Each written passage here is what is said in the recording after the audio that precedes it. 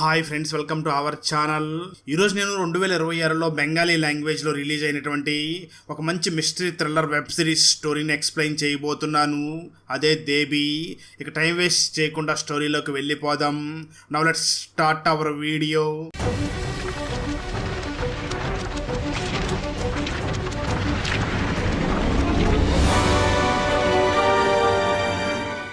Open చేస్తే ఒక ప్రాంతంలో ఒక వ్యక్తి అనుమానాస్పదంగా చనిపోవడంతో అక్కడికి చాలా మంది వచ్చి అతని డెడ్ బాడీని చూస్తూ ఉంటారు. ఇంతలో పోలీసులు కూడా అక్కడికి చేరుకుని అక్కడ ఏమైనా క్లూస్ దొరుకుతాయేమో వెతుకుతూ ఉంటారు. సరిగ్గా అదే సమయంలో పోలీస్ హెడ్ కానిస్టేబుల్ అయినటువంటి దేవి కూడా అక్కడికి వెళ్ళి తన భూతద్దం పెట్టుకుని అక్కడ క్లూస్ కోసం వెతుకుతూ ఉంటుంది. ఇంతలో పై ఆఫీసర్ అక్కడికి వచ్చి దేవిని చూసి, అసలు నువ్వు ఇక్కడ ఏం చేస్తున్నావు, నీకేం పని ఉంది, నువ్వు వెంటనే కారు దగ్గరికి వెళ్ళి అక్కడ ఉన్నటువంటి ఒక ఫైల్ తీసుకురాని పంపిస్తాడు. దాంతో ఆ దేవి చాలా బాధపడుతూ కారు దగ్గరికి వెళ్ళగా అక్కడ ఉన్నటువంటి కానిస్టేబుల్ ని చూసి మాట్లాడుతూ, ఎందుకు నేను ఎంక్వైరీ చేస్తున్నాను కదా, అయినా ఎందుకు పై ఆఫీసర్ నన్ను తిడుతున్నాడు అని అంటూ ఉంటుంది. దానికి అక్కడ ఉన్నటువంటి కానిస్టేబుల్ దేవిని చూసి, మన డ్యూటీ ఎంతవరకు అంతవరకే చేయాలి, అన్నిట్లో కూడా ఇన్వాల్వ్ అయితే పై వాళ్ళకి కోపం వస్తుంది, మన పరిమితులకు తగ్గట్టుగా మనం పని చేయాలి అని అంటూ ఉంటాడు.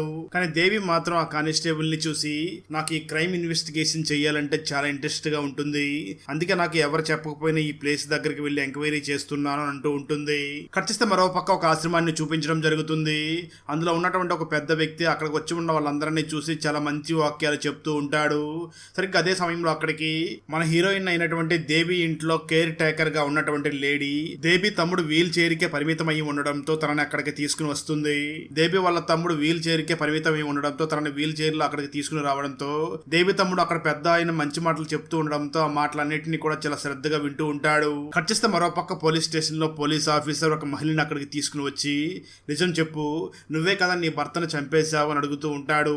అయినప్పటికీ ఆ మహిళ మాత్రం ఎటువంటి సాక్ష్యాలు లేకుండా నేనే హత్య చేశాను అని మీరు ఎలా చెప్పగలరు అంటూ చాలా గట్టిగా మాట్లాడుతూ ఉంటుంది. దాంతో ఇన్స్పెక్టర్ తనని కాసేపు ఎంక్వైరీ చేసి అక్కడి నుంచి బయటికి వెళ్ళగా స్టేషన్ లో ఎవరూ లేని సమయంలో దేవి వెంటనే ఆ మహిళ దగ్గరికి వెళ్లి నిజం చెప్పు అంటూ తనని చాలా తీవ్రంగా కొట్టి, నువ్వే కదా నీ హస్బెండ్ ని చంపేశావు అని అడుగుతూ ఉంటుంది. ఇంతలో అక్కడ పోలీస్ ఆఫీసర్ వచ్చి దేవిని చూసి, నువ్వు ఇక్కడ ఏం చేస్తున్నావు, నువ్వు వెంటనే ఒక పేపర్ తీసుకొచ్చి ఆ అమ్మాయి వాంగ్మూలం తీసుకో అని చెప్తాడు. కట్ చేస్తే మరో పక్క దేవి ఇంట్లో తన తమ్ముడికి కేర్ టేకర్ గా ఉన్నటువంటి ఆ మహిళ ఒక ఆల్బమ్ ను చూస్తూ చాలా బాధపడి ఏడుస్తూ ఉంటుంది. సరిగ్గా అదే సమయంలో దేవి అక్కడికి రావడంతో ఆ మహిళ వెంటనే దేవిని చూసి, నేను ఒకసారి నా తమ్ముడి ఇంటికి వెళ్ళి వస్తాను, అందుకు ఒక రోజు టైం పడుతుంది అని అడుగుతుంది. ఆ మాట ఉన్న దేవి వెంటనే ఆ మహిళని చూసి, ఏం ప్రాబ్లం లేదు, ఒక్కరోజే కదా, ఆ ఒక్కరోజు నేనే నా తమ్ముడిని జాగ్రత్తగా చూసుకుంటాను అని చెప్పి తన ఇంట్లో కేర్ టేకర్ గా పనిచేస్తున్నటువంటి ఆ మహిళని పంపిస్తుంది. కట్ చేస్తే ఇక్కడ అదే ప్రాంతంలో ఉన్నటువంటి మహారాజా అనే ఒక వ్యక్తిని చూపించడం జరుగుతుంది. ఆ వ్యక్తిని ఆ ప్రాంతంలో ఉన్న వాళ్ళందరూ కూడా గౌరవిస్తూ ఉంటారు, అతని మాట తప్పకుండా పాటిస్తూ ఉంటారు. అంటే ఈ మహారాజా ఒక ఆధ్యాత్మిక గురువు లాగా ఉంటాడు. కట్ చేస్తే ఇప్పుడు స్నేహ అనే ఒక అమ్మాయిని చూపించడం జరుగుతుంది. ఆ అమ్మాయి కారులో రోడ్డు మీద వెళుతూ ఉన్న సమయంలో ఇద్దరు వ్యక్తులు తన కారుకి అడ్డంగా నిలబడి మద్యం తాగి ఉండి ఉంటారు. దాంతో స్నేహ వెంటనే కారు ఆపి వాళ్ళిద్దరిని కూడా తిట్టి అక్కడి నుంచి వెళ్లిపోతుంది. ఆ ఇద్దరిలో ఉన్నటువంటి ఒక యువకుడు స్నేహాన్ని చూసిన వెంటనే తనని ప్రేమించడం మొదలు పెడతాడు. అలా తను స్నేహాన్ని ఫాలో అవుతూ స్నేహాన్ని ప్రేమిస్తూ ఉంటాడు. కట్ చేస్తే కొన్ని రోజుల తర్వాత ఈ స్నేహ ఎవరికో ఫోన్ చేసి, నాకు వెంటనే అర్జెంట్ గా 75 లక్షలు కావాలి, ఆ 75 లక్షల్ని కూడా నేను చెప్పినటువంటి డేట్ కి నా దగ్గరికి తీసుకొచ్చి ఇవ్వు అని అంటూ ఉంటుంది. ఇక్కడ మనకు తెలిసేది ఏమిటి అంటే, నిజానికి ఈ స్నేహ హీరోయిన్ గా సెలెక్ట్ అయి ఉంటుంది. తను ఫోన్ చేసి మాట్లాడుతున్నది కూడా ప్రొడ్యూసర్ తోనే అయి ఉంటుంది. అలా తను హీరోయిన్ గా సెలెక్ట్ అయి ఉండడంతో స్నేహ వెంటనే తన ఫ్రెండ్స్ ని అలాగే డైరెక్టర్ ని ప్రొడ్యూసర్ ని పిలిచి పార్టీ ఇస్తూ ఉంటుంది. అక్కడికి వచ్చినటువంటి డైరెక్టర్ మరియు ప్రొడ్యూసర్ ఇద్దరు కూడా ఫుల్ గా తాగుతూ ఉంటారు. సరిగ్గా అదే సమయంలో స్నేహకి ఎవరో ఒక గుర్తు తెలియని వ్యక్తి ఫోన్ చేయడంతో స్నేహ వెంటనే ఆ పార్టీకి వచ్చి ఎంజాయ్ చేస్తున్నటువంటి డైరెక్టర్ మరియు ప్రొడ్యూసర్ ని చూసి వాళ్ళిద్దరికి కూడా బాయ్ చెప్పి పార్కింగ్ ఏరియాలో పార్క్ చేస్తున్నటువంటి తన కారు దగ్గరికి వస్తూ ఉంటుంది.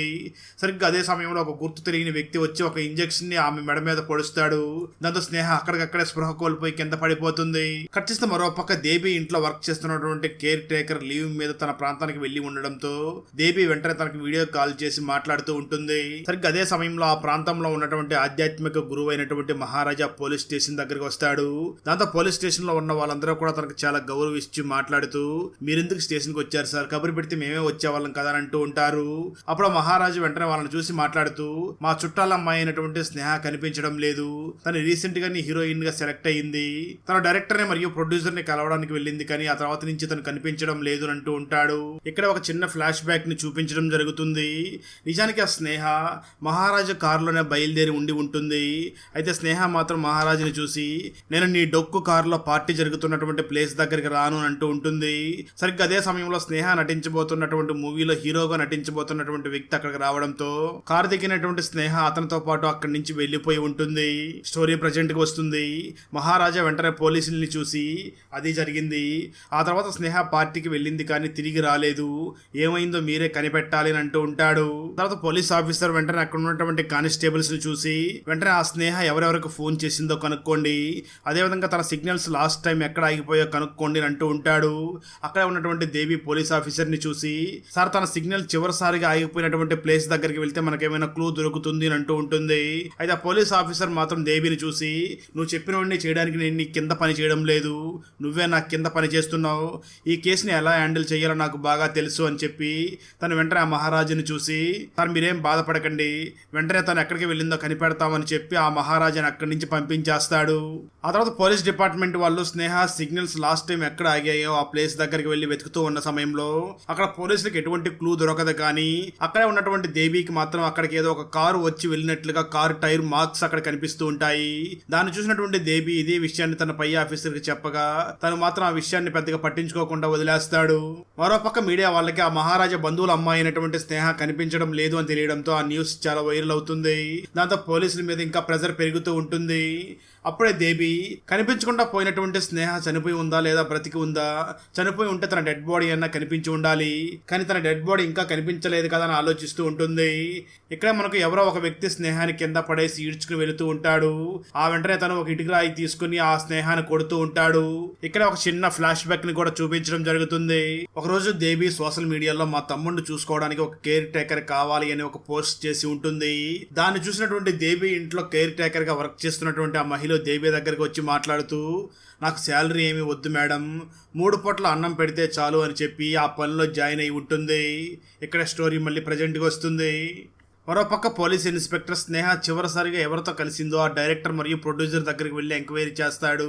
వాళ్ళిద్దరూ కూడా పోలీస్ ఇన్స్పెక్టర్ ని చూసి సార్ తను పార్టీ జరుగుతున్న సమయంలోనే మాకు బాయ్ చెప్పి వెళ్ళిపోయింది, మేము కూడా తనతో వెళ్ళాలనుకున్నాం, కానీ అంత రాత్రి సమయంలో ఆ అమ్మాయితో పాటు తిరిగితే మా కెరీర్ కి బ్యాడ్ నేమ్ వస్తుంది, అందుకే మేము స్నేహతో పాటు వెళ్లకుండా అక్కడే ఉన్నాము అని చెప్తూ ఉంటారు.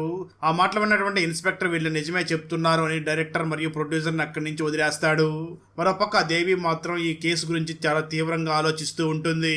అదేవిధంగా దేవి స్నేహ తెలిసిన వాళ్ళ ఇంటి దగ్గరికి వెళ్లి స్నేహ గురించి తీవ్రంగా ఎంక్వైరీ చేస్తూ ఉంటుంది. ఇక్కడ దేవి స్నేహ గురించి ఏం తెలుసుకున్నది అన్నది మాత్రం మనకైతే చూపించరు. ఆ తర్వాత రోజు పోలీస్ ఇన్స్పెక్టర్ మరియు మరొక పోలీస్ ఇద్దరు కలిసి మహారాజా ఇంటి దగ్గరికి వెళ్లి మాట్లాడుతూ మీ బంధువుల అమ్మాయి స్నేహకి ఎవరైనా బాయ్ ఫ్రెండ్ ఉన్నారా అని అడుగుతూ ఉంటారు. దానికి ఆ మహారాజా సమాధానం చెప్తూ ఆ స్నేహకి హీరోయిన్ అవ్వాలని చాలా గట్టిగా ఆశ ఉండేది, ఆ ప్రయత్నంలో తను ఎప్పుడూ ఎవరిని ప్రేమించినట్లుగా నాకేమీ తెలియదు అని అంటూ ఉంటాడు. మరోపక్క ఇంట్లో ఉన్నటువంటి దేవి మాత్రం ఈ కేసు గురించి చాలా తీవ్రంగా ఆలోచిస్తూ ఉంటుంది. సరిగ్గా అదే సమయంలో తన తమ్ముడు రూమ్ లో నుంచి పెద్దగా సౌండ్ రావడంతో తను వెంటనే తన తమ్ముడు రూమ్ లోకి వెళ్ళగా అక్కడ చాలా వస్తువులు కింద పడిపోయి ఉంటాయి.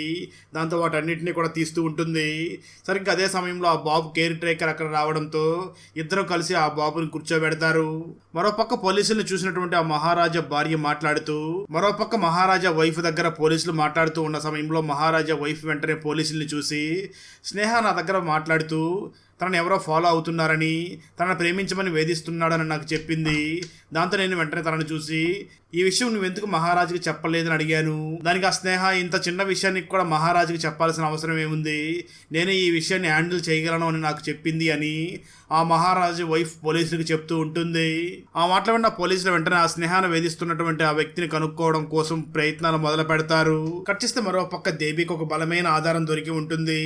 దాన్ని ఫోన్లో చూపించి చాలా మంది దగ్గర దాని గురించి విచారిస్తూ ఉంటుంది. మరోపక్క ఆ స్నేహ వెనకాల ఒక వ్యక్తి పడ్డాడు అని చెప్పుకున్నాం కదా, ఆ వ్యక్తిని పోలీసులు పట్టుకుని తనని కొట్టి ఎంక్వైరీ చేయడం మొదలు పెడతారు. దానికి ఆ వ్యక్తి మాట్లాడుతూ సార్ నేను స్నేహ వెనకాల వెళ్ళాను, కానీ ఆమెతో మాట్లాడడం కోసం మాత్రమే వెళ్ళాను, తనతో కలిసి తిరగడం కోసమే వెళ్ళాను, అయితే ఆ స్నేహ ఎప్పుడూ కూడా నన్ను పట్టించుకునేది కాదు అని చెప్తూ ఉంటాడు. ఇక్కడ మనకు కొన్ని విజువల్స్ చూపించడం మొదలు పెడతారు. నిజంగా ఒకరోజు స్నేహ తన ఇంటికి వెళుతున్న సమయంలో ఇప్పుడు పోలీసులు స్టేషన్ కి తీసుకువచ్చినటువంటి ఆ వ్యక్తి మరియు తన ఫ్రెండ్ రోడ్డు మీద ఫస్ట్ టైం ఆ స్నేహాన్ని చూసి ఉంటాడు. అప్పటి నుంచి కూడా ఈ వ్యక్తి స్నేహాన్ని ఫాలో అయ్యి ఉంటాడు. అలా జరిగిందంతా కూడా ఆ వ్యక్తి పోలీసుల దగ్గర చెప్తూ ఉంటాడు. స్టోరీ ప్రజెంట్ కి వస్తుంది. ఒక పక్క దేవి తన ఇంట్లో వర్క్ చేస్తున్నటువంటి కేర్ టేకర్ ని చూసి ఈ కేసులో నాకు బలమైనటువంటి ఆధారం దొరికింది. ఆ స్నేహాన్ని కిడ్నాప్ చేసిన వాళ్ళు అడవిలో ఒక క్లూను వదిలిపెట్టి వెళ్లిపోయారు. అదేంటో నేను కనిపెట్టేశాను. వెంటనే స్నేహ సిగ్నల్స్ ఆగిపోయినటువంటి ఆ ప్లేస్ దగ్గరికి వెళ్ళి ఆ క్లూ తీసుకుని వచ్చేస్తే ఖచ్చితంగా స్నేహాన్ని కిడ్నాప్ చేసిన వాళ్ళని నేను పట్టుకుంటాను అని చెప్పి తన వెంటనే తన రూమ్ లోకి వెళ్లి పడుకుంటుంది. అలా దేవే తన రూమ్ లోకి వెళ్లి పడుకున్న సమయంలో దేవే ఇంట్లో కేర్ టేకర్ గా వర్క్ చేస్తున్నటువంటి మహిళ స్నేహ సిగ్నల్స్ ఎక్కడైతే ఆగిపోయో సేమ్ ఆ ప్లేస్ దగ్గరికి వెళ్లి దేనికోసం వెతుకుతూ ఉంటుంది. ఆ సమయంలో ఎవరో ఒక గుర్తు తెలియని వ్యక్తి అదంతా కూడా రికార్డ్ చేస్తూ ఉంటాడు. మరోపక్క దేవి వెంటనే తన పై అధికారులకి ఫోన్ చేసి మీరు నాకు 5 నిమిషాలు కేటాయించండి, జరిగిందంతా నేను మీకు చెప్తాను అని అంటూ ఉంటుంది. ఇక్కడ మనకు ఒక విషయాన్ని చూపించడం జరుగుతుంది. నిజానికి మన దేవి ఇంట్లో కేర్ టేకర్ గా వర్క్ చేస్తున్నటువంటి ఆ మహిళకి ఒక కొడుకు ఉండి ఉంటాడు. తను ఇంతకు ముందు ఒక మహిళని ప్రేమించి ఉండి ఉంటాడు. ఆ మహిళ మరి ఎవరో కాదు, ఇప్పుడు మిస్ అయి ఉన్నటువంటి స్నేహాన్ని అయి ఉంటుంది. తన స్నేహాన్ని ప్రేమించి పెళ్లి చేసుకుని ఉంటాడు. అయితే పెళ్లి చేసుకుని తన ఇంటికి వచ్చినప్పటి నుంచి కూడా స్నేహ వాళ్ళని కొట్టి టార్చర్ చేస్తూ నాకు సినిమాలోకి వెళ్లాలని ఉందని తన హస్బెండ్ ని ఎప్పుడూ కూడా డబ్బులు ఇవ్వమని అడుగుతూ ఉంటుంది. దాంతో ఆ కేర్ టేకర్ కొడుకు చాలా లక్షల డబ్బులు తీసుకువచ్చి స్నేహకి ఇచ్చి ఉంటాడు. అలా ఆ కేర్ టేకర్ కొడుకుకి చాలా అప్పుల బాధ పెరుగుతూ ఉంటుంది. అదే సమయంలో స్నేహ ఆ కేర్ టేకర్ కొడుకుని విడిచిపెట్టి అక్కడి నుంచి వెళ్లిపోయి ఉంటుంది. ఆ సమయంలోనే కేర్ టేకర్ కొడుకు ఈ అప్పుల బాధల్ని తీర్చలేక మనస్తాపానికి గురయ్యి తను కూడా ఆత్మహత్య చేసుకుని చనిపోయి ఉంటాడు. అలా తన కొడుకు చనిపోవడంతో కేర్ టేకర్ వాళ్ళ ఫ్యామిలీ మొత్తం కూడా చాలా బాధలు అనుభవిస్తూ బాధపడుతూ ఉంటారు. అలాంటి సమయంలోనే దేవి తన ఇంట్లో వర్క్ చేయడం కోసం కేర్ టేకర్ కావాలి అని ఒక సోషల్ మీడియాలో పోస్ట్ చేసి ఉండడంతో ఈ సిచ్యువేషన్ నుంచి బయటపడినట్టు ఉంటుంది అని ఆ కేర్ టేకర్ డైరెక్ట్ గా దేవి ఇంట్లో పనిచేయడం కోసం అక్కడ జాయిన్ అయి ఉంటుంది. స్టోరీ ప్రజెంట్ కి వస్తుంది. ఇది దేవి ఇంట్లో కేర్ టేకర్ జాయిన్ అవ్వక ముందే కేర్ టేకర్ కి సంబంధించిన డీటెయిల్స్ మొత్తం కూడా దేవి కనుక్కుని ఉండి ఉంటుంది. దాంతో దేవి ఆ కేర్ టేకర్ కి సంబంధించిన వాళ్ళందరికీ ఫోన్ చేసి ఆ దేవి గురించి మొత్తం ఇన్ఫర్మేషన్ తెలుసుకుంటూ ఉంటుంది. ఇక్కడ ఈ దేవికి కేర్ టేకర్ మీద ఎందుకు అనుమానం వచ్చి ఉండి ఉంటుంది అంటే ఒకరోజు దేవి ఇంట్లో తన తమ్ముడు రూమ్ లో చాలా వస్తువులు కింద పడిపోయి ఉన్న సమయంలో దేవి ఆ వస్తువులన్నింటినీ కూడా సర్దుతూ ఉంటుంది. అప్పుడే దేవికి ఆ కేర్ టేకర్ గోరి విరిగిపోయి అక్కడికి పడిపోయి కింద కనిపిస్తుంది. దాన్ని చూసినటువంటి దేవి దీన్ని మనం ఎక్కడో చూసినట్లుగా ఉన్నామని గుర్తు చేసుకుంటూ ఉంటుంది. అప్పుడే దేవికి ఇంతకుముందు స్నేహ సిగ్నల్స్ చివరిసారిగా ఎక్కడైతే ఆగిపోయాయో అక్కడికి వెళ్లి పరిశీలించినప్పుడు అక్కడ కూడా తనకి ఒక గోరు కనిపించి ఉండి ఉంటుంది. దాంతో దేవి ఆ కేర్ టేకర్ గురించి కొంచెం తెలుసుకోవాలి అని కావాలనే తన ముందు నాకు ఈ స్నేహాన్ని కిడ్నాప్ చేసిన వాళ్ళందరూ కూడా తెలిసిపోయారు, ఒక చిన్న క్లూ మాత్రమే స్నేహ మిస్ అయినటువంటి ప్లేస్ లో నాకు కనిపించింది, రేపే వెళ్లి దాన్ని వచ్చి స్నేహాన్ని కిడ్నాప్ చేసిన వాళ్ళని నేను పట్టుకుంటాను అని చెప్పింది కదా. ఆ మాటలు విన్నటువంటి కేర్ టేకర్ స్నేహ సిగ్నల్స్ ఆగిపోయినటువంటి ప్లేస్ దగ్గరికి వెళ్లి ఇక్కడ నేను ఏమైనా క్లూస్ వదిలిపెట్టానా అని చెప్పి క్లూస్ కోసం వెతుకుతూ ఉంటుంది. అదే సమయంలో తనని ఎవరో వీడియో రికార్డ్ చేశారు కదా, అది మరెవరో కాదు దేవినే ఆ కేర్ టేకర్ ని ఫాలో అయ్యి కేర్ టేకర్ అక్కడ వెతుకుతూ ఉండగా తనని వీడియో తీసి ఉంటుంది. ఎందుకంటే ఇదంతా కూడా ఈ కేర్ టేకరే కాదు, తనకి ఎవరో సహాయం చేస్తున్నారు. ఆ వ్యక్తి ఎవరో కనుక్కోవడం కోసం తనని ఆ విధంగా ట్రాప్ చేసి అక్కడ వెళ్లి వీడియో రికార్డ్ చేస్తూ ఉండగా ఇంతలో తనకు సహాయం చేస్తున్నటువంటి వ్యక్తి అక్కడికి వస్తాడు. ఇక్కడ రివీల్ అయ్యే ట్విస్ట్ ఏమిటి అంటే ఆ వ్యక్తి మరి ఎవరో కాదు, ఆ ఆధ్యాత్మిక గురువు అయినటువంటి మహారాజా అక్కడికి వస్తాడు. ఆ మహారాజా అక్కడికి వెళ్లి ఆ మహిళతో మాట్లాడుతూ ఉన్న సమయంలో పోలీసులందరూ కూడా అక్కడికి వెళ్లి వాళ్ళిద్దరిని కూడా రెడ్ హ్యాండెడ్ గా పట్టుకుంటారు. అప్పుడే వాళ్ళిద్దరిని అరెస్ట్ చేసిన తర్వాత వాళ్ళు కొన్ని విషయాలు చెప్పడం మొదలు పెడతారు. ఆ ప్రాంతంలో ఆధ్యాత్మిక గురువుగా చలామణవుతూ ఉన్నటువంటి మహారాజాకి చుట్టమైనటువంటి స్నేహ తన దగ్గరికి వచ్చి తన ఇంటికి వచ్చినటువంటి స్నేహ మహారాజాని రెచ్చగొట్టే విధంగా ప్రవర్తిస్తూ ఉంటుంది. ఒకరోజు మహారాజా దగ్గరికి స్నేహ వచ్చి తన బట్టలన్నీ కూడా విప్పేస్తుంది. దాంతో మహారాజాకి ఎలాగైనా తనతో కలిసి ఉండాలి అనే కోరిక ఏర్పడుతుంది. ఆ తర్వాత వాళ్ళిద్దరూ కూడా కలిసి ఉన్న సమయంలో అదంతా కూడా స్నేహ వీడియో రికార్డ్ చేసి ఆ వీడియోను చూపించి మహారాజా దగ్గర బ్లాక్ మెయిల్ చేస్తూ ఉంటుంది. అలా రోజు బ్లాక్ మెయిల్ చేసి డబ్బులు తీసుకుంటూ ఉంటుంది.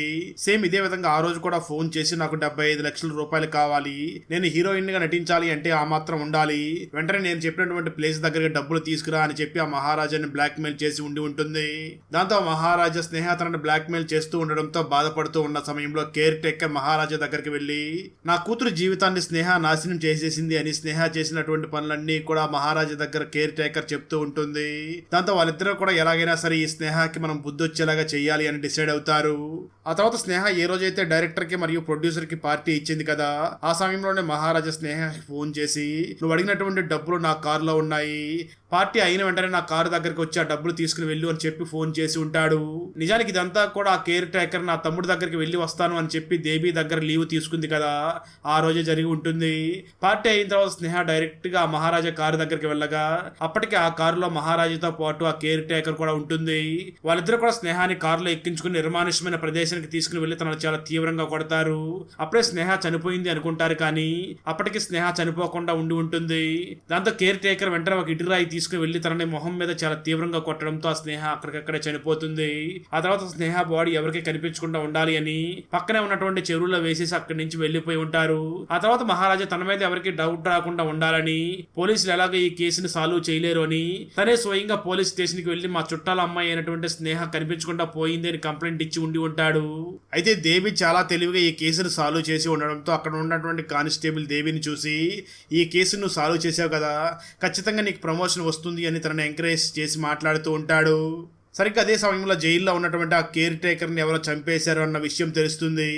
ఈ విషయం దేవికి ఫోన్ చేసి చెప్తూ ఉండడంతో తను చాలా కంగారు పడుతూ జైలు దగ్గరికి బయలుదేరి వెళ్ళగా ఆ సమయంలో జైల్లో ఉన్నటువంటి మహారాజాకి కూడా ఆ విషయం తెలిసి నా దగ్గర కూడా ఆ వ్యక్తి రాబోతున్నాడేమో అని మొదట్లో భయపడుతూ ఉంటాడు. కానీ సడన్ గా మహారాజా గట్టిగా నవ్వడం మొదలు పెడతాడు. అంటే ఇక్కడ స్టోరీలోకి ఒక కొత్త క్యారెక్టర్ రాబోతుంది, ఆ తర్వాత స్టోరీ ఎలా మారిపోతుందో అని చెప్పి సెకండ్ పార్ట్కి ఒక లీడ్ ఇచ్చి ఫస్ట్ సీజన్ ఇక్కడతో ముగిస్తారు. ఫ్రెండ్స్, వీడియో నచ్చినట్లయితే లైక్ చేసి ఒక చిన్న కామెంట్ చేస్తే మాకు నెక్స్ట్ వీడియో చేయడానికి ఎంకరేజింగ్గా ఉంటుంది. అలాగే ఛానల్ని సబ్స్క్రైబ్ చేసి పక్కనే ఉన్న బెల్ ఐకాన్ని క్లిక్ చేసి సపోర్ట్ చేయండి. Thanks for watching. జై హింద్.